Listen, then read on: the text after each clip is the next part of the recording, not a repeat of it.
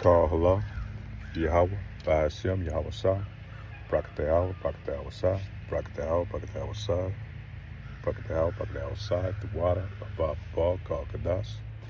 I'd like to give double honors to the elders and apostles of Great Millstone that teaches the truth, the 100% truth according to the Bible.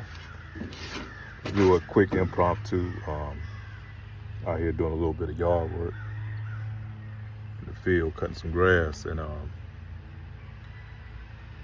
just want to do just a quick topic talking about things that's going on in the world, mainly here in Babylon the Great, and staying focused. You know, we have to stay focused on our mission. We know that this world can continue to go on the way that it is, man. And the writing is on the wall, as was spoken of in the time of, I think it was Ezekiel. And the writing is on the wall that this kingdom or this rulership is coming to an end. That's run on nothing but wickedness and deceit, corruption, and you name it, man. Anything that's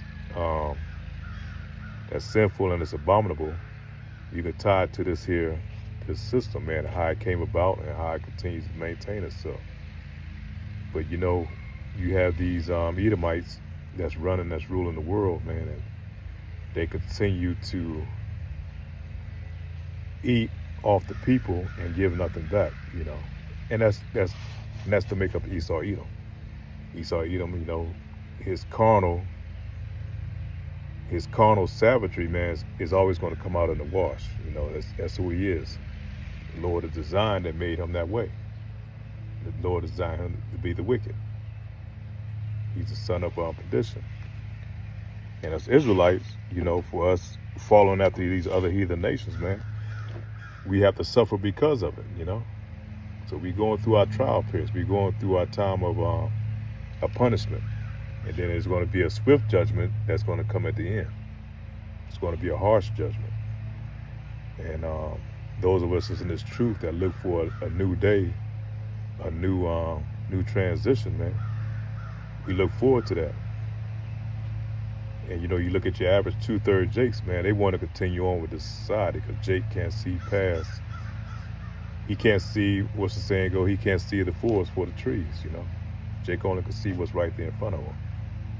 Jake has been conditioned to be a homeborn slave, you know. And those of us in this truth, you know, we can see what the blessing is going to be, what the outcome is going to be. It's going to be trials and tribulations, and that we're going to have to endure during that time. But until that time comes, you know, we just have to hold on to this truth, this gospel that comforts us. And now I was watching some of the videos on YouTube and TikTok, and it was talking about, you know, how I think this dude, he's a rapper, Slim Thug, and he was saying, if you get rid of child support, you know, these broads start going out here having babies and shit like that.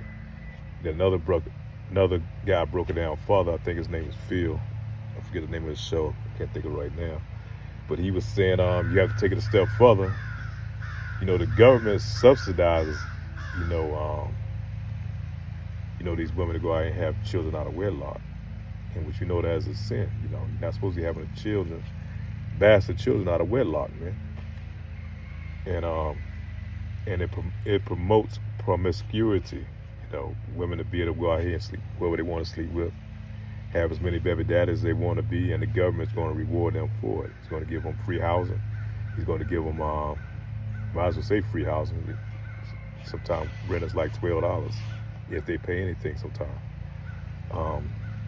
Free housing. They're going to give them free food through the food stamps or EBT program.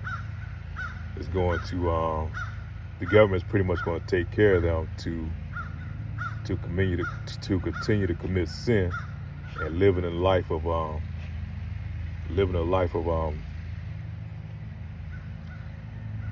degeneracy. So and that's why the Lord is going to have to come back, man. It pushes this behavior. It's mainly here in Babylon the Great, but it pushes that philosophy all over the world. It pushes that type of thinking over the world. You know, women don't need a man. You know, she can have kids and do it all on her own.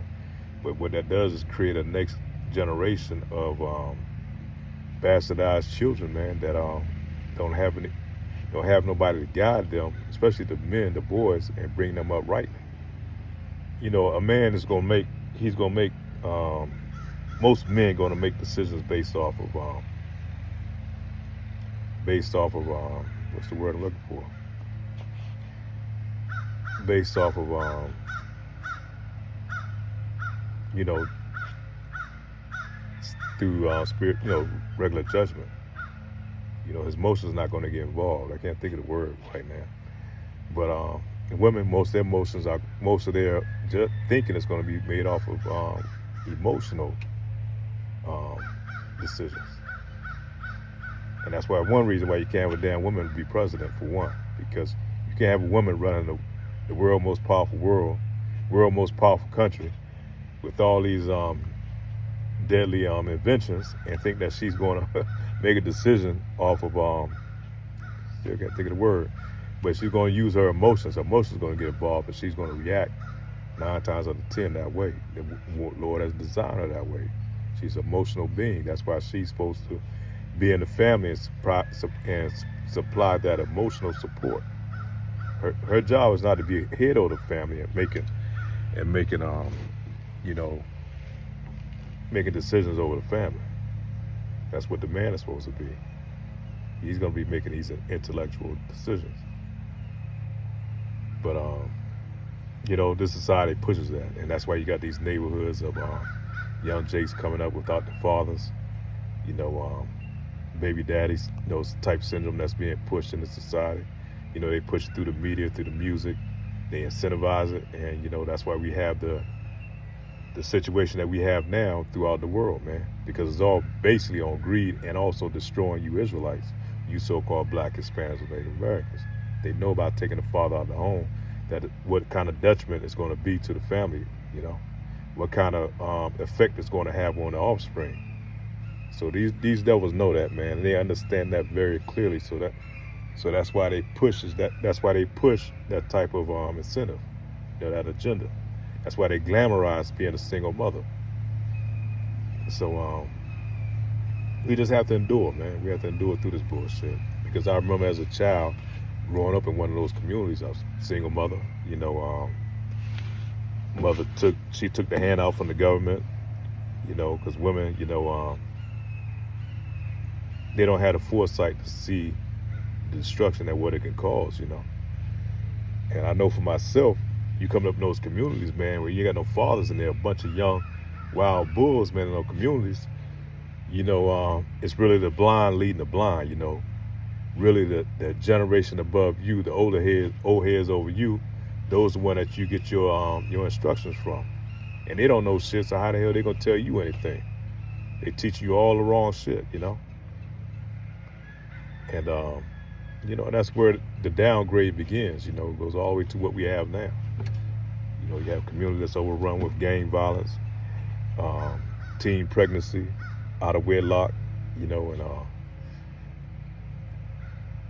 yeah, so it's got to be a reset, man. The Lord's got to come back and reset this thing. You got to get these devils out of power, and you got to put the true rightful rulers in place, you know, the one that's going to rule righteously according to the Bible, man, according to our laws, statutes, and commandments, which are 613 statutes and commandments. And going through these situations, we understand why we had to go through these trials and tribulations, because we understand through these hardships, man, and seeing the effect of not, you know, abiding by these laws, statutes, and commandments, what the effect can be, you know. You see how households are destroyed because you don't follow the order that Yahweh Ba'ashem Yahweh Shai has set in place, man. Where a man's supposed to be head over the household, the woman, and break it on down, you know. Yahweh Shai over the man, and the Yahweh over, you know, Yahweh, over Yahweh Shai Shalaki. So, yeah, we see the effects, man, when you don't keep the dietary laws, man. People have getting their limbs cut off because, you know, diabetes, kidneys disease, and all these heart disease, man. How it affects our community because Jake wants to eat however he wants to eat. You know, he don't want to be obedient. He still want to eat his pork, his pig feet, his bacon. You can't take Jake away from his pork, man. And all these things that go against our dietary laws, and you see the effect of it. And you know, our marital laws. You know, a woman is not supposed to sleep with a man, you know, until, you know, when she do sleep with a man, that's their bond, man. That's their marriage. That's their connection for life. So she's not supposed to sleep with any other man but that man, that one man. And that's considered marriage in the Bible. She's not supposed to have multiple partners. That one man is supposed to be head over that household. He's supposed to rule over her and those kids, man. That's why you want to have all this shit that we have here now, man, in this society. But yeah, shit's way out of course, man. These devils have took everything, flipped it upside down. Bad is now good and good is bad. You know, shit has been twisted. You know, they changed got us worshiping their pagan holidays, all these abominable things that we partake in, you know, falling after these devils, man. So we're like, our people really are the heathen that's spoken of in when you go into the New Testament. That's the heathen that the Lord is talking about. That's redeeming. It's about bringing them back to the fold. Our people that's went after following the ways of these heathens. So these laws, statutes, commandments are for you Israelites, you so-called Black, Hispanic, Native American.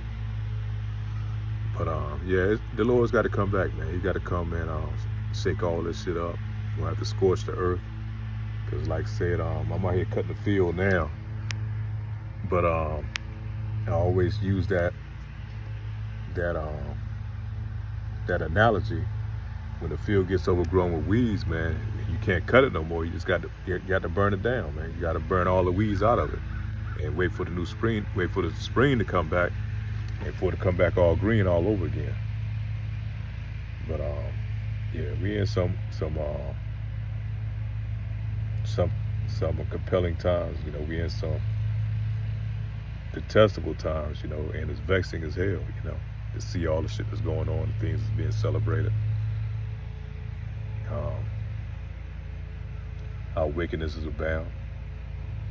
And especially when you go into those cities. Like I said, I'm out here in a rural area, out pretty much in the country. But when I go back to the city, you know, where I'm from, my home, it's just it's like a desert wasteland, man. It's like a desert wasteland. So pray that the Lord comes back, gather up his elect from out of the four corners of the earth, man, and come back and you know, bring them angels and you know, do that work, man. Give us that reset. So with that, say shalom.